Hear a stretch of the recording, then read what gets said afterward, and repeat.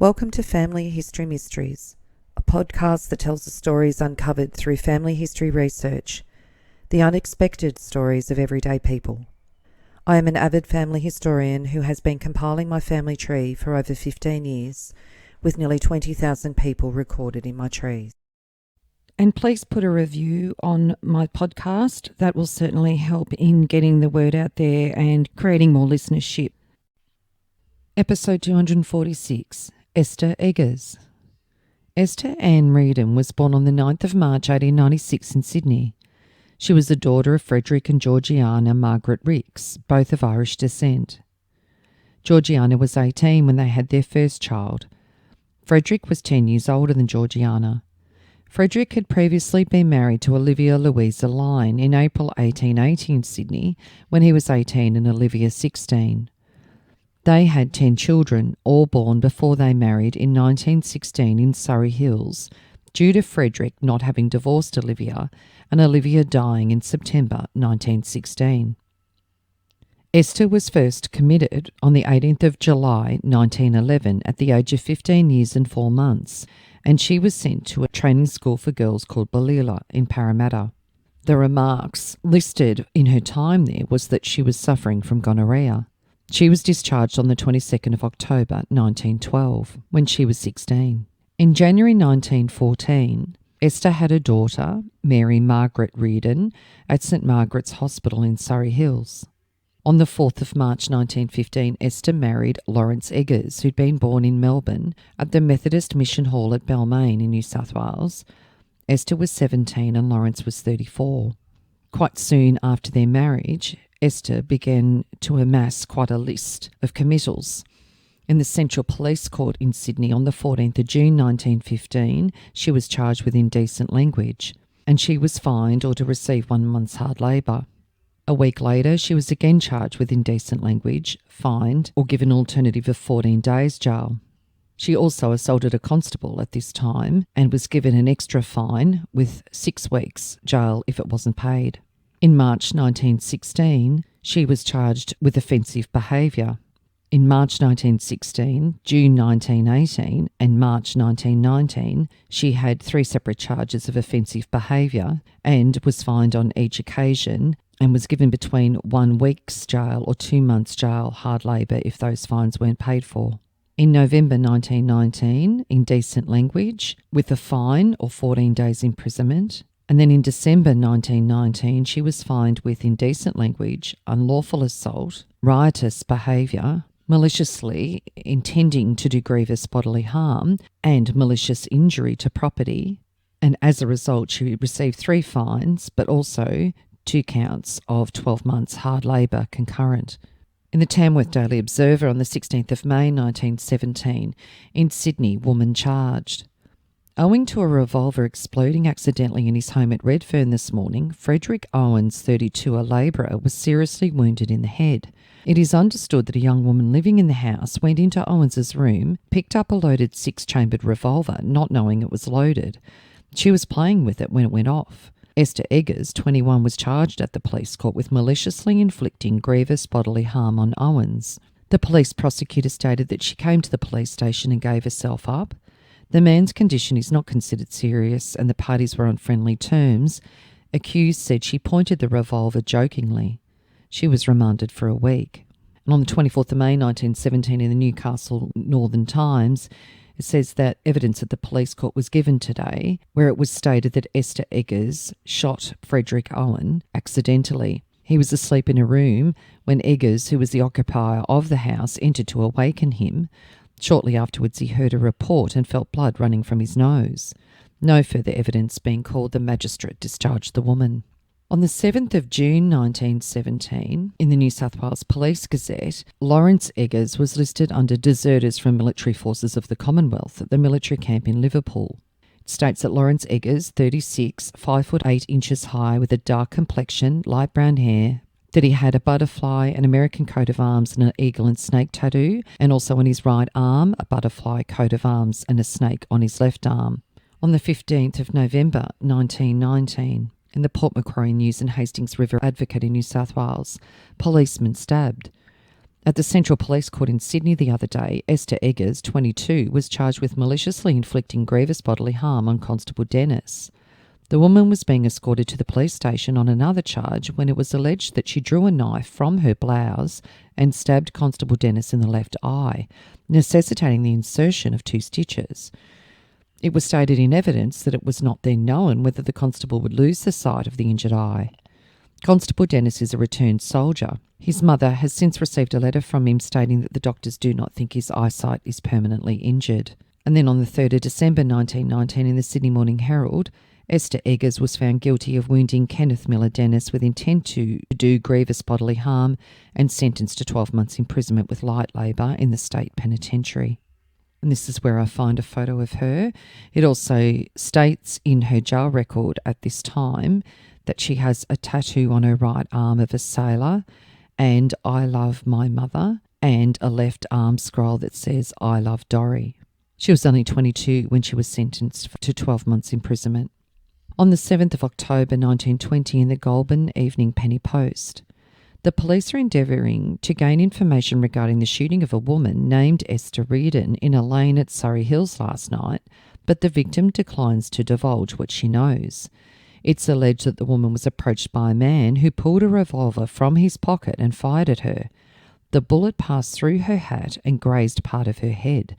The assailant then decamped.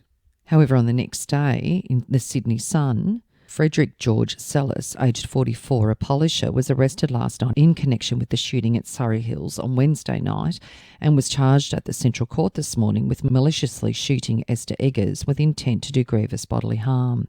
He was remanded with an £80 bail. The police prosecutor stated that a number of people, all more or less under the influence of drink, had congregated at the scene of the shooting and that it was alleged against accused that he fired several shots. The prosecutrix was wounded at the top of the head, and it was said that a man was also shot.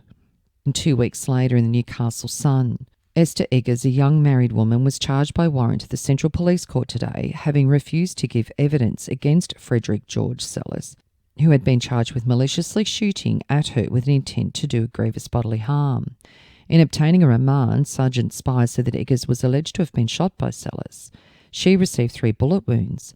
She signed the charge sheet against him, but subsequently the police have had difficulty in finding her.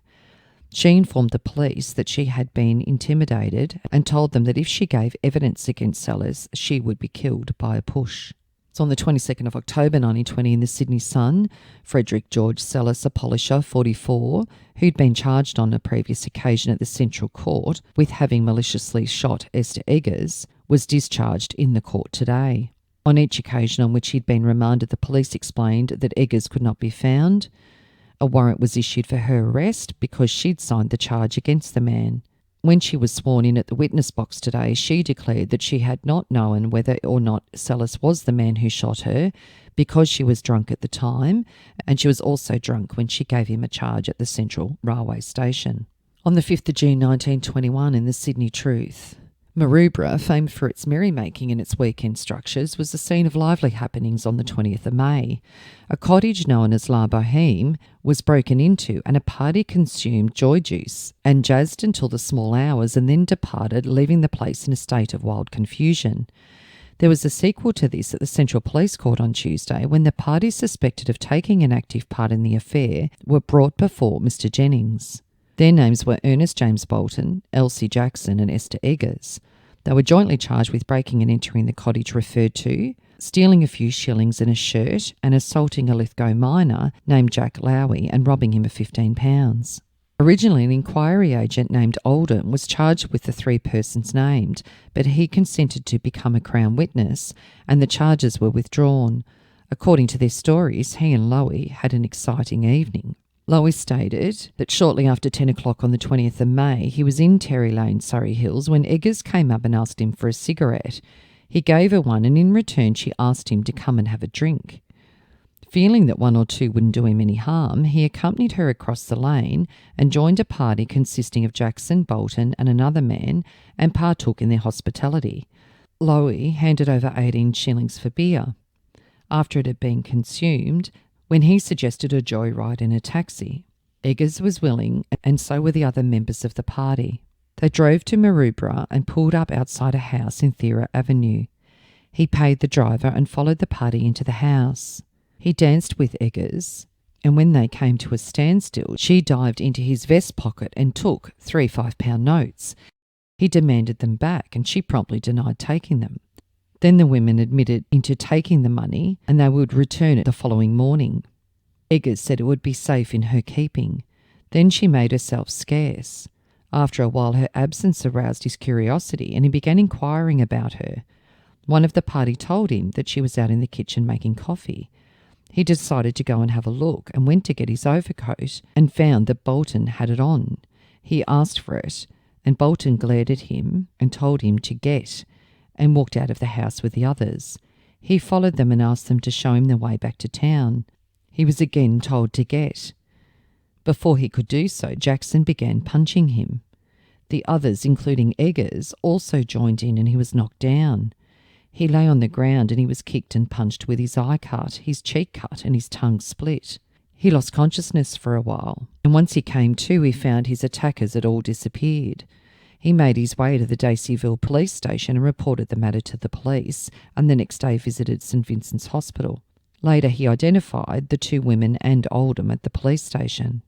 Oldham, in his statement, said that Esther invited them out to her sister's place at Maroubra for a sing-song, and on reaching the famous suburb, instructed the driver to pull up outside La Boheme. The magistrate altered the charge of assault and robbery to stealing from a person, and on this, as well as the breaking and entering charge, the 3 were committed for trial at the present sessions, and bail fixed at £30 in each case. On the 30th of June 1921, in the Sydney Morning Herald, it outlined the case, and Eggers was found guilty of stealing from a person and assault. Jackson was found guilty of being an accessory, and Bolton found not guilty and discharged. The sentence on Eggers was 6 months imprisonment with light labour in the State Reformatory. Jackson was sentenced to 3 months imprisonment with light labour at the State Reformatory. These sentences were made concurrent. On the 2nd of November 1921, in the New South Wales Police Gazette, at Darlinghurst, a warrant's been issued by the Central Police Bench for the arrest of a woman whose Christian name is said to be Esther, charged with fraudulently evading the payment of the sum of £3 taxicab hire due to Percy William Alexander McCarthy at Sydney on the 22nd. She's 22 to 25, 5 foot 3 inches high, with a slight build, fair complexion, flaxen hair, tattooed on the right arm, and is believed to be identical with Esther Eggers or Reardon, a well-known prostitute and convicted thief. And on the 25th of January 1922, in the New South Wales Police Gazette, Esther Reardon, alias Esther Eggers, 25, charged on warrant with fraudulently evading the payment of taxicab hire, was arrested by the Sydney Police and ordered to pay £3 and £1 8 shillings costs in default, 2 months hard labour. Further charged with stealing a dress valued at £2, the property of Elsie Hunt, sentenced to 14 days hard labour. And on the 5th of May 1922, in the Sydney Daily Telegraph, Mabel Fogarty, Eileen Fox, George Marshall and Esther Eggers were charged in the quarter sessions with assaulting Frances Cush at Sydney on the 28th of January, robbing her of a handbag, a purse, 2 bottles of ale valued at £2 and 5 shillings. There was a further charge of common assault. According to the Crown case, the prosecutrix, who's a married woman, resided with a husband in Redfern and was walking along Surrey Hills when it was alleged that Eggers suddenly came up behind her and grabbed the bag off her left arm, took it and a parcel containing the ale. Eggers then called to Marshall to grab her purse quickly, and he did so. Eggers seized Mrs. Cush by the throat, and Marshall took the purse. Eggers pulled the hat off her head and smacked her in the face. Prosecutrix was then thrown to the ground, and the other 2 women came up promptly. Fogarty, it was alleged, kicked Mrs. Cush and tried to take her shoes off. Mrs. Cush screamed and the accused ran away. All of the accused were acquitted and discharged. On the 19th of June 1922, man found dead, foul play suspected. Grave suspicions concerning the death of Francis Charles Kennedy, who resided in Ashfield and was found dead in Surrey Hills a little before midnight on Saturday, are felt by the police. As a result of yesterday's investigations, it was stated that they could arrive at no other conclusion that he'd been the victim of foul play. While passing along Sophia Street on his way home, a civilian noticed Kennedy lying on the ground. He immediately communicated with the police, and an examination showed the man was dead.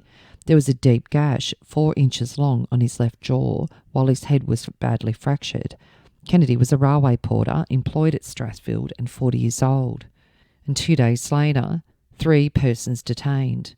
3 persons were detained in connection with the death of Francis Charles Kennedy at Surrey Hills on Saturday night. Esther Eggers, 25, Frederick Reardon, 32, and William Williamson, 28. They were brought before the Central Police Court today on a charge of vagrancy, with bail being refused. And on the 17th of July in the Sydney Sun, how was Francis Charles Kennedy, the Ashfield Railway porter, killed at Surrey Hills on the 17th of June? The city coroner set himself to answer that question at the inquest today, with witnesses telling strange tales of dark doings and mystery flittings around the murky streets and lanes of Surrey Hills. The widow of the dead man wept. Kennedy left his wife and children at home on Saturday afternoon and came to the city. At 11 p.m, he was found in a dark vehicle dock off Sophia Street with his skull smashed. Later, the police arrested Frederick Reardon, a clean-shaven young man, aged 32, and his sister, Esther Eggers, or Reardon, and charged them with murder. Dr. Sheldon informed Mr. Kidston that the wound on the right side of Kennedy's chin could have been caused by a blow from a beer bottle, and it would be possible for him to have had his skull fractured in falling. He added, there is a possible question of fingerprints, but there is nothing so far to connect the 2 people before the court. May Smith, a dressmaker living in Surrey Hills, told of an alleged assault on a man apparently before Kennedy came on the scene. She said that on Saturday night she saw Reardon and his sister standing on opposite corners of the intersection of Terry and Fourvaux Streets in Surrey Hills at 8 p.m. Half an hour later, Esther was struggling with a man on the corner. Either she had her hand in his pocket or her arm around him. He was trying to pull away from her. Then the brother walked across and said something to the man. Suddenly the brother hit him and he fell. At the same time there was smashing of glass. I don't know whether he hit him with a bottle or his fist, added the witness. Then I heard Esther say to her brother, come on, I've got all that I want. Here there was an interruption of the dressmaker's story. Esther Eggers, the young woman held on the murder charge, suddenly braced herself and yelled out, you bleep liar. The court was staggered. This emphatic denial came like a pistol shot into the dull drone of the proceedings. A dozen constables shushed her. Esther Eggers said, I don't care, she's not going to tell lies on me. The dressmaker was allowed to continue in the examination and Esther Eggers sank back and cried. This man was knocked down and he lay on the ground for 20 minutes and then disappeared and later came back to the corner with a policeman, apparently looking for the man who committed the assault. The witness was asked, why didn't you go to the police station and report it? She said, if I was to report all of the assaults and robberies I see, I would be continually going to the police station. The dressmaker finished her evidence by saying that at 10 p.m, an hour and a half after the assault, she saw the 2 Reardons coming down Sophia Street, walking pretty fast towards Terry Street. They were about 50 yards from where Kennedy's body was found in the cart dock. She said that she had seen Reardon and his sister assault people in Surrey Hills a dozen times before Saturday night. The next witness, Cyril John Starkey, a railway employee of Newtown, said that he was accosted by Esther Eggers in Surrey Hills early on the night of the tragedy. After speaking to him for a while, she grabbed 2 £1 notes from his overcoat pocket and called out to a man who was near her, get the lead. I ran for my life, of course. He added that when he heard of Kennedy's death, he got in touch with the police and told them what had happened to him on the same night. Reardon said that after having a few drinks on Saturday afternoon, he went to bed at the Coffee Palace in Castlereagh Street between 7 and 8 p.m. The detective also handed in a statement by Reardon's sister. This detailed her movements on the afternoon and on the night of the tragedy, and she said nothing about Kennedy. A third statement, produced by Detective Anderson, was by William Williamson, a labourer of Carlton. The effect of it was that on Saturday night of Kennedy's death, he was with Esther Eggers till 11 p.m. Harold Dixon, manager of the Federal Coffee Palace in Castlereagh Street, said that Reardon did not return on the Saturday of the tragedy until 11:15 and was drunk. Sergeant McKnight said that at the Central Police Station after his arrest, Reardon said to him, I want you to see Esther. I think she wants to clear me. She will make a fresh statement. The sergeant added that he saw Esther Eggers and she said, yes, the statement I made in the first place was all lies, but I want to see Willow before I make a fresh statement. She explained that by Willow she meant William Williamson. Later, however, she told the sergeant that she'd changed her mind and would not make a statement until she'd seen her solicitor. When I told that to Reardon, added Sergeant McKnight, he said Willow went out to the bay with her in the tram and the mongrel told her not to say anything as she might incriminate herself. Detective Fowler of Melbourne stated that when he searched Reardon at the police station, he found a notebook that was later identified as Kennedy's. William Williamson labourer said that after he was arrested on a charge of vagrancy, Detective Robson asked him to alter the statement he'd made. Robson, in the presence of Sergeant McKnight, said, "Esther has altered her statement. You alter yours and we won't charge you. Of course you have not been charged yet. We will give you a chance so you can please yourself." Williamson added that he refused to alter his statement. "I was not then charged and I have not been charged since." Detective Robson was not at the inquest, but Sergeant McKnight went again into the box and denied emphatically that Detective Robson asked Williamson to alter his statement. And 2 weeks later, on the 30th of July 1922, in the Sydney Truth, the interminable social tangle and wrangle of certain portions of that idyllic quarter of Sydney known as Surrey Hills had another airing in the Sydney Quarter Sessions at Darlinghurst last Wednesday. The central figure in the court drama was William Williamson, a short-statured, sullen-visaged young man of 38, now living in Carlton, but formerly a recognised figure in Surrey Hills circles. There was a dual charge against Williamson, and the jury eventually found him guilty on both counts of an indictment. The first count was to the effect that he had been an accessory after the fact to a felony, and the second count was that he had committed common assault upon Jack Lowy. The felony to which Williamson was charged with having been an accessory after the fact occurred a long time ago. For her share in the robbery of Lowy, a woman named Esther Eggers, at present held in the Long Bay Penitentiary for Women, was convicted and sentenced to 6 months' imprisonment. A female accomplice, Elsie Jackson, received a sentence of 3 months and a male accused, Bolton, was acquitted. Williamson pled not guilty. The accused gave evidence and said his name was William Williamson, that he was at present living at Carlton and was a labourer. He gave his age as 28. When Detective Ormond first spoke to him about the affair at Maroubra, the accused told him that he was never there. That statement he now repeated. He also said that he'd never been in Terry Lane that evening drinking. He was asked if he knew Esther Eggers. He said, "I do. She's a convicted prostitute." He said, "I believe she is now." "You were living with her?" "I was for 2 months in 1921. "What were you doing for a living?" "I was labouring in the municipal markets." "You were living with her at the time of this alleged offence?" He said, "I was." "Was she walking the streets then?" And he said, "Not that I know of." The judge asked, "When did you see Eggers last?" And he said, "Last Monday week at the coroner's court." "Apart from this, how often have you seen Eggers since you left her?" "About 3 times a week." He was asked, "Why did you part company with her?" And he said, "I found out she was a married woman." And he was asked, "You and she never lived together in Terry Street?" And he said, "No." The jury, after retirement of some 2 hours, returned a verdict against the accused and found him guilty on both counts of the indictment. On Friday morning, Williamson was sentenced to 9 months' imprisonment with hard labour on each count, the sentences to be concurrent. And on the 17th of August 1922 in the Sydney Sun, the Attorney-General has abandoned the charge of murder against Frederick Reardon, aged 32, a labourer, and his sister Esther Eggers, aged 26. The announcement was made in the Darlinghurst Sessions today.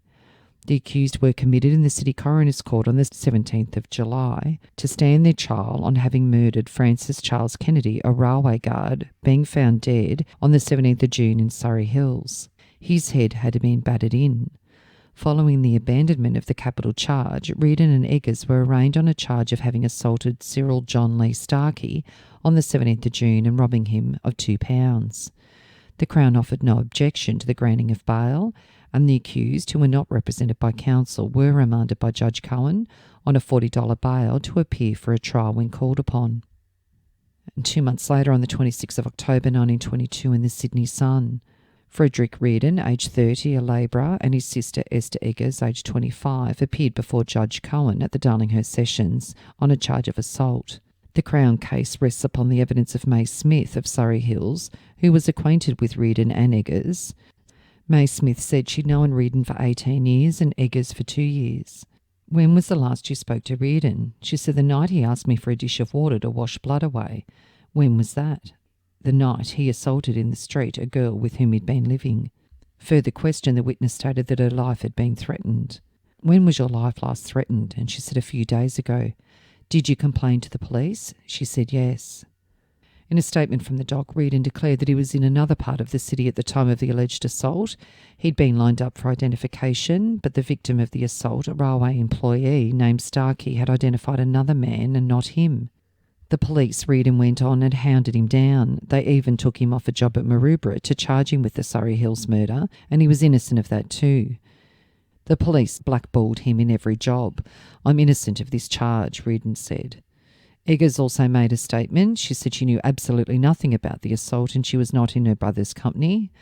The jury retired at 12:15 p.m, and as there was no agreement that had been reached after the luncheon hour, court was adjourned until 5 p.m. And on the 28th of October 1922 in the Adelaide Daily Herald, in the case where Frederick Reardon and his sister Esther Eggers were charged with assault at Surrey Hills, the jury had been locked. They announced at 10 o'clock today that they failed to agree and the accused were remanded for a new trial with bail being allowed.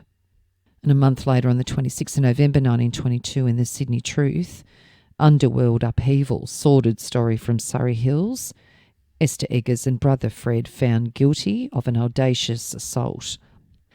Horace Talk, manager of the Sydney Night Refuge, said that the refuge records stated that there was a man named Peter Edwards, 32 years of age, that was in the habit of staying there some time prior to June the 17th. Reardon said that the attendant at the refuge, who took the names of lodgers, knew his correct name as Reardon, though the name he gave was Edwards. A man doesn't always give his right name when he goes to these places, explained Reardon. William Kell, a master builder, said that for 8 or 9 months Reardon had been in his employ at Burwood and was a good workman. Alfred Ware, a building contractor of Canterbury, said that Reardon had been in his employ and he was a good workman, but the witness had been visited by police who told him that Reardon was one of the greatest swindlers in Sydney. And Mr McKeon asked him, would you be surprised to know that within the last 14 years that Reardon has been convicted some 20 times? Reardon protested against this question. Frank Reardon, a brother of the man in the dock, described himself as a labourer and said that while he was talking to his accused brother in Bathurst Street, he was pulled up by Detective McKnight, who threatened, "For 2 pins I'll put you under the vague. You're another one of the Reardons." His Honour asked, "What is this going to prove?" And Reardon said, "I'm going to prove that this case against me arises out of spite on the part of the police." Frederick Reardon, father of the 2 accused, said that his accused son had a good home and did not go out much at night. His married daughter also had a good home. His son did not patronise the hotel in Terry Street because he would be called a police pimp. On one occasion his son was stabbed at his own gate and had to have his eye stitched at the hospital. The man who did the stabbing ran away. The woman accused also made a statement from the dock and said that she was nowhere down Terry Street on the night of June 17th and knew nothing about the alleged offence. She was at a friend's place at Moore Park that evening. William Williamson, who has just arrived by special express from Long Bay, said that on the 7th of June he was in Marshall Street with Esther Eggers. Thomas Fiddler, another visitor from Long Bay, hobbled into the court on crutches and remembered seeing Reardon at the Standard Hotel on the 17th of June. After 6 p.m, while they were standing at the corner of Bathurst Street, a constable came up and chipped Reardon. The jury retired and inside quarter of an hour had found both the accused guilty on a major count of assault with intent to rob. Both brother and sister had a fearsome array of previous convictions, those of Reardon's dating back to 1908. Reardon was sentenced to 18 months imprisonment with hard labour at Bathurst Jail and his sister, Esther Eggers, to 9 months light labour in the State Reformatory for Women at Long Bay. And on the 13th of August 1926 in the Maitland Daily Mercury, while Lawrence Eggers, 54, was walking along Hopewell Street in Paddington with his wife, he collapsed and was taken to hospital where he died. And on the same day in the Sydney Morning Herald, Eggers, the relatives and friends of Mrs. Esther Eggers and daughter Dorrie, are kindly invited to attend the funeral of their husband and dear father Lawrence. So this is the first time, other than the tattoo, that there's been an acknowledgement that Esther has a daughter. On the 4th of November 1928 in the Sydney Truth, Elsie Smith, a widow living in Enmore, is apparently like Topsy. She wasn't born, she just grew. Elsie made this confession at Newtown Court last week when questioned by the police prosecutor Sergeant Hart regarding the many aliases she's adopted during the 32 summers that she has been in our midst, and she said she did not know what name she was christened. Indeed, she does not know if she had any mother. Elsie was with a companion, Valerie Jarvis, also a married woman of 28 summers, before the court on a charge of having at Newtown on October the 29th stolen a lady's handbag, 2 purses and £4 3 shillings and 1.5 pence, the property of Esther Simpson.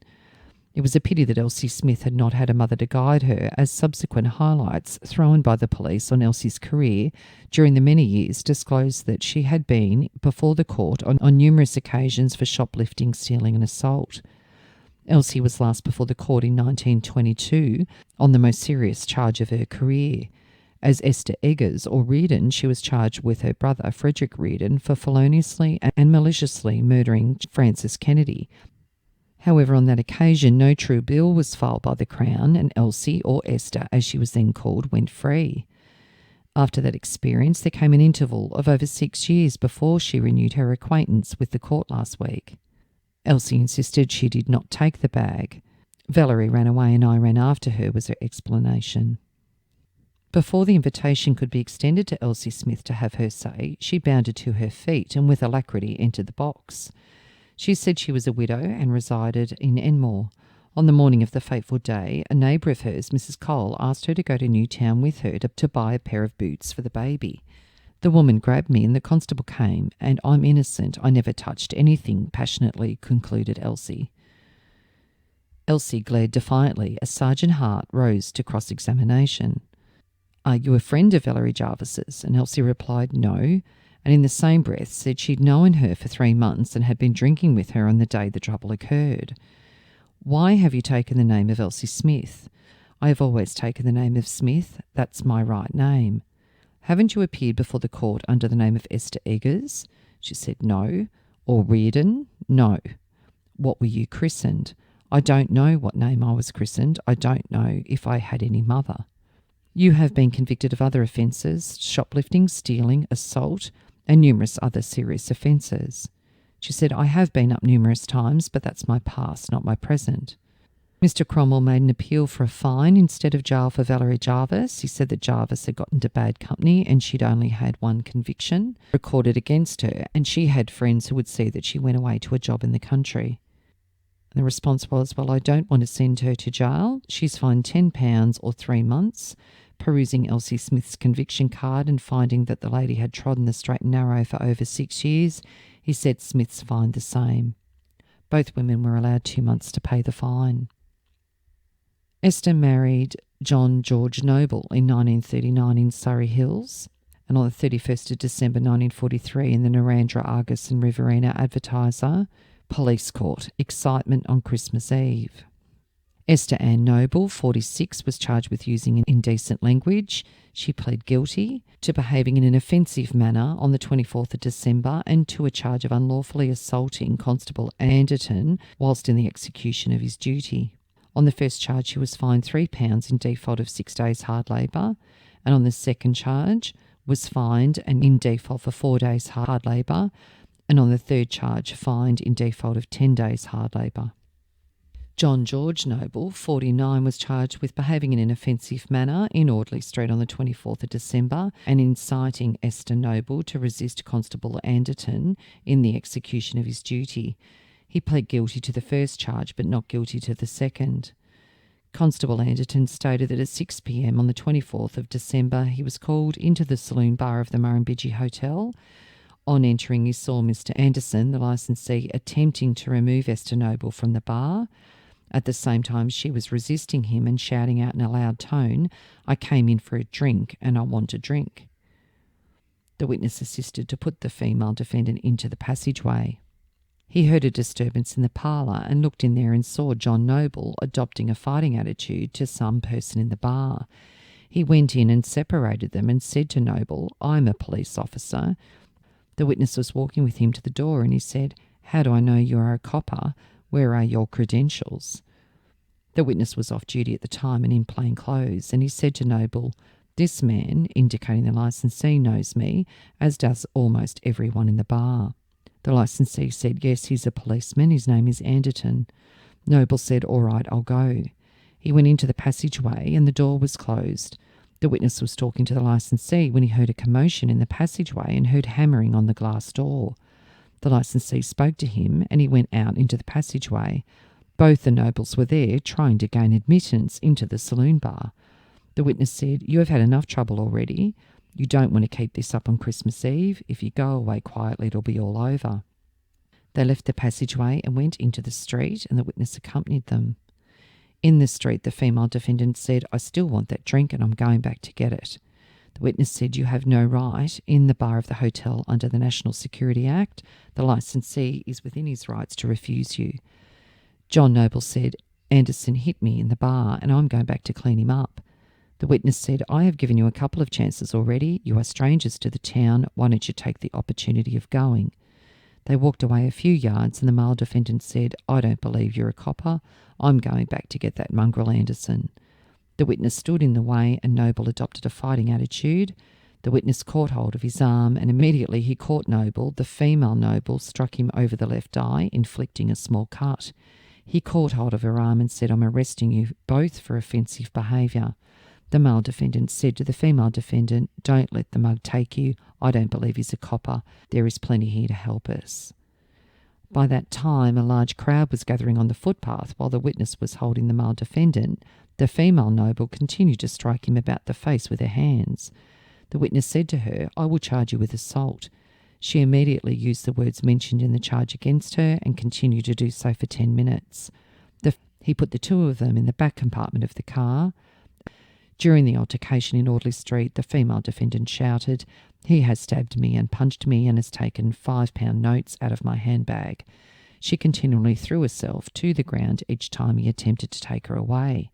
During the latter part of the disturbance, whilst he was holding the female defendant, the male defendant got away in the crowd and he did not see him again until 7 p.m. when he went to the police station to bail out the female defendant. Both defendants were under the influence of intoxicating liquor, the female defendant much more than the male. John Noble stated he was an engineer and at present time was employed in another capacity at Cuba Station near Narrandera. On Christmas Eve, he made arrangements to meet his wife at the Murrumbidgee Hotel. He went into the saloon bar and was speaking to a friend from Cuba. He heard his wife's voice in an excitable tone and went out. There was a scuffle around her and a big crowd. Someone had struck the witness. The gentleman he knew as Constable Anderton and the hotel keeper were there. Later on, they got out in the street and his wife said, I don't believe you are a policeman at all. The witness said, don't say nothing. If he is a policeman, go with him quietly. Later on, other police officers arrived and the witness said, keep quiet and go, he must be a policeman. His wife was very temperamental. They had 7 months without a day off and she was a bit nervy. He pled guilty to the offensive behaviour. He was sorry for what had happened. They'd had a few drinks. He was in hospital last Christmas and this was the first Christmas in 4 years he'd spent with his wife. Esther Ann Noble stated that she'd had a few drinks.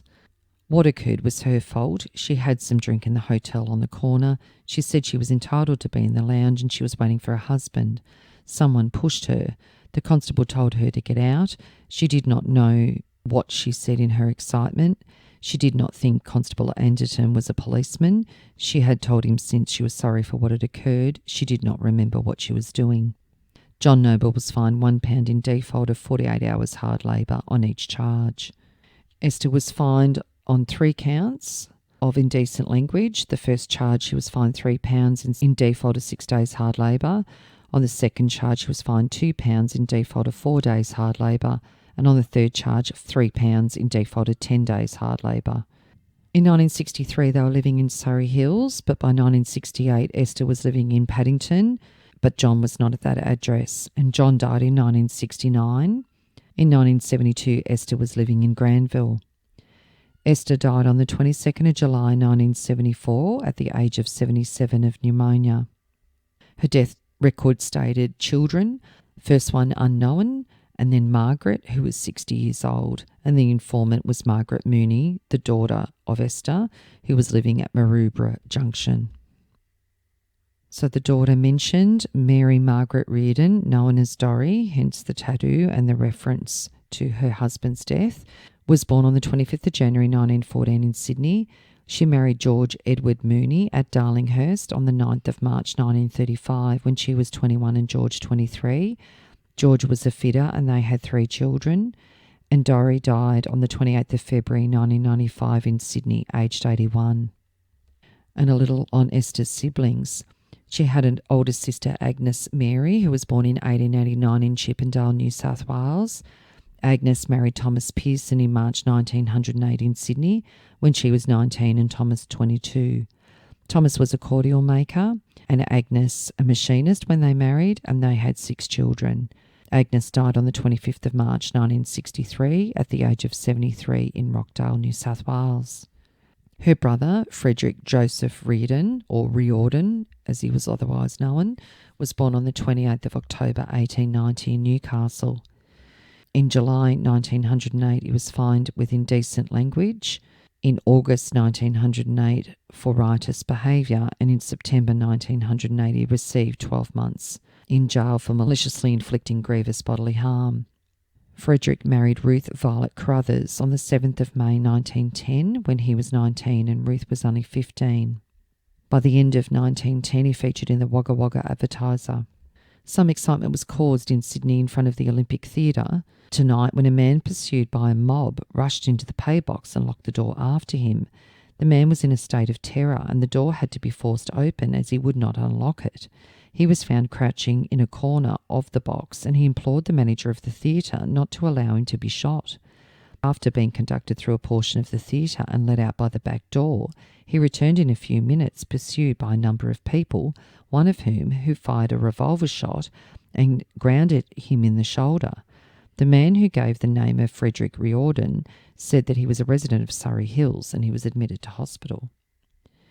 And the next day, Edward Fielding, who was alleged to have shot Frederick Riordan in Elizabeth Street last night with intent to do grievous bodily harm, was brought before the court today and remanded on bail.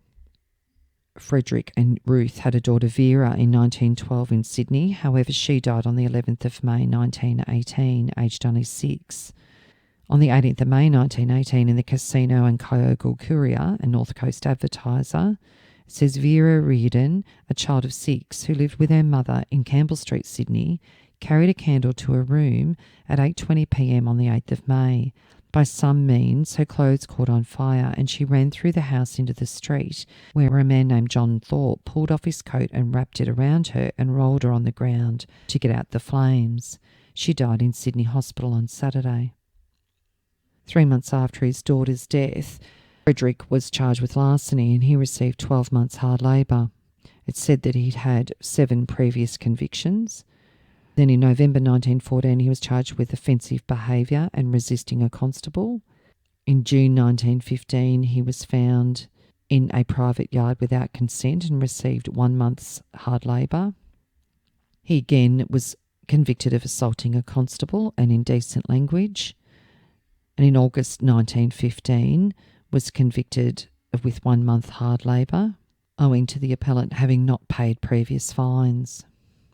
On the 1st of February 1928, in the Sydney Labour Daily, charges were made by Ruth Reardon against Patrick Monaghan, 42, a carrier in the Central Police Court yesterday, of breaking her nose and punching and kicking her all over her body.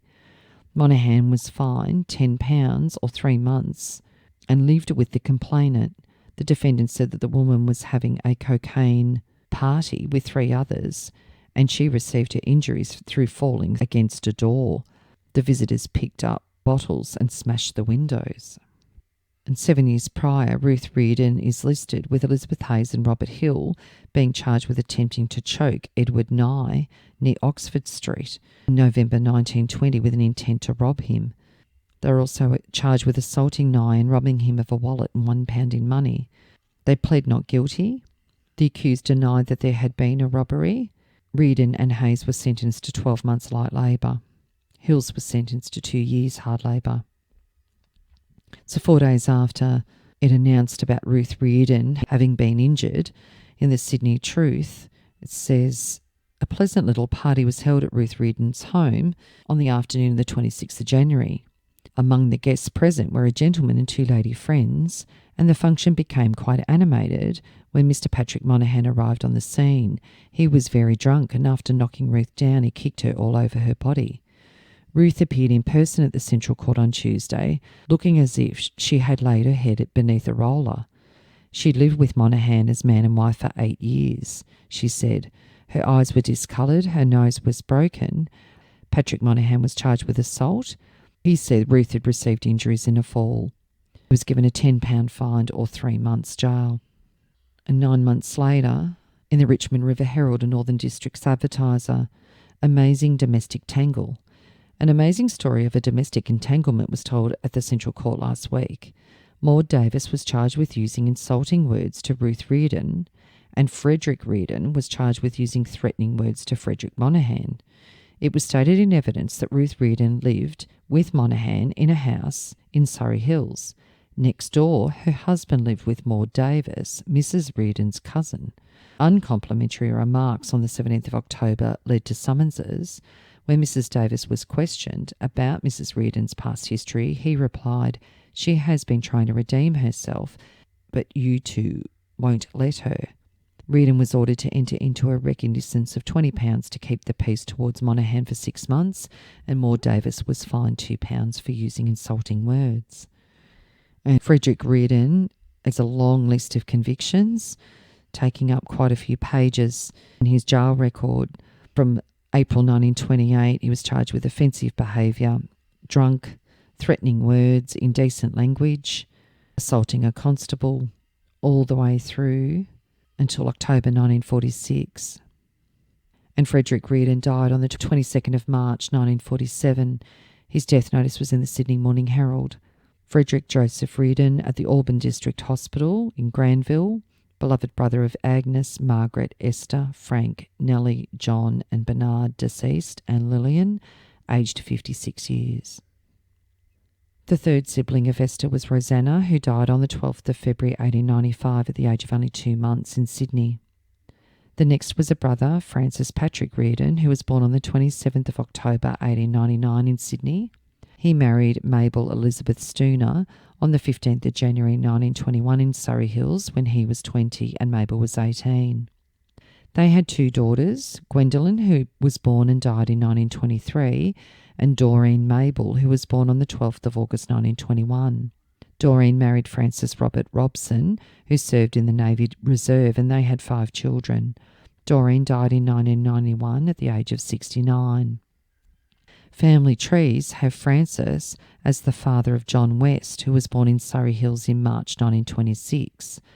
John's mother was Sadie West, who was 19 and 7 years younger than Francis when John was born. And on the 5th of September 1931 in the Sydney Sun, in the Supreme Court of New South Wales matrimonial causes jurisdiction between Mabel Elizabeth Reardon, petitioner, and Francis Patrick Reardon, respondent to Gwendolyn Reardon, formerly of Redfern, Sydney. Take notice that the above-named Mabel Elizabeth Reardon has filed her petition for a divorce from Francis Patrick Reardon on the grounds of his adultery with you. She alleges that he committed adultery with you between March 1930 and the 31st of January 1931 at Redfern. So they divorced on the 6th of March 1934, and then Francis married Mabel Grace Carter, née Kimberley, in 1945 in Paddington. She'd been married to Jacob Backhouse before marrying Francis and was 16 years younger than Francis. And Francis died on the 11th of April 1966 at the age of 66 in Surrey Hills. A sister, Helen May Reardon, known as Nellie, was born in 1903 in Sydney. She married Walter George Hitchcock in 1925. He died in 1939, and then she married Alfred Marshall in 1951 in Ryde. Helen was the informant on Francis's death certificate, and she died in 1986 at the age of 83. Another brother, John, known as Jackie, was born in 1907 in Sydney. He married Marie Elizabeth Lodge in 1928, and they had 4 children. Marie died in August 1940, and he then lived with Bertha Elizabeth Rowe, née Ange, known as Beth, and John died on the 10th of February 1976 at the age of 68. A brother, Bernard, was born in 1909 in Sydney. He married Elsa Kathleen Lillian Noyen and died on the 29th of January 1941 at St Vincent's Hospital. He was only 31. They had a son, Bernard Leslie, and the last spouse of Esther was Lillian Maria, known as Lily, who was born on the 26th of July 1911 in Sydney. She married John James Gay in Randwick in 1940 and they had 2 children, and she died on the 15th of May 1996 in Sydney at the age of 84. So Esther Eggers certainly had a very checkered criminal history and chose certain individuals to be around that had their own long list of convictions, including some of her siblings. If you are interested in sharing your story on my podcast, Family History Mysteries, please go to my Facebook page and send me a message. If you would like some assistance in filling in the gaps in your family tree to see what mysteries you solve, please get in touch. And don't forget, you can have early access to episodes by subscribing, and you'll also gain access to bonus episodes.